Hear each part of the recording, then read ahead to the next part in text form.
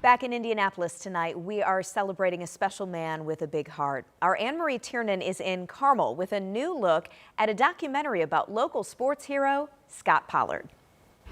Hi, I'm joining you from the Flicks in Carmel tonight, a very special night for Scot Pollard and people who make documentaries for ESPN, especially those really popular ones, E60. They decided to feature Scot Pollard and his journey to get a heart transplant, and that occurred last year.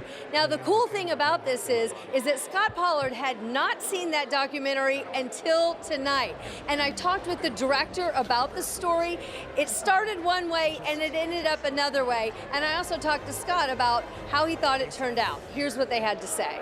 We thought we were doing a story on an former NBA player who needed a heart transplant. And really the story we ended up wanting to tell was about a 16-year-old boy in San Diego who lost his father to a heart condition he would ultimately inherit and would get the transplant that his father wasn't able to get. I brought a towel. I had a hand towel, and cried a lot through most of the movie.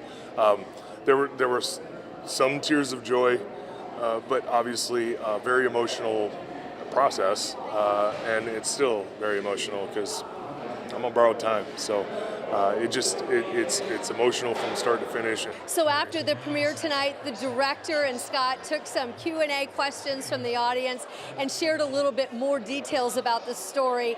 Scot was very happy with it. I found it very moving. There were very many moments when you were really brought to tears. Very touching story. And if you would like to watch it, it will debut to the public on ESPN on Father's Day at 1 p.m. Eastern, and then it'll be available on streaming after that.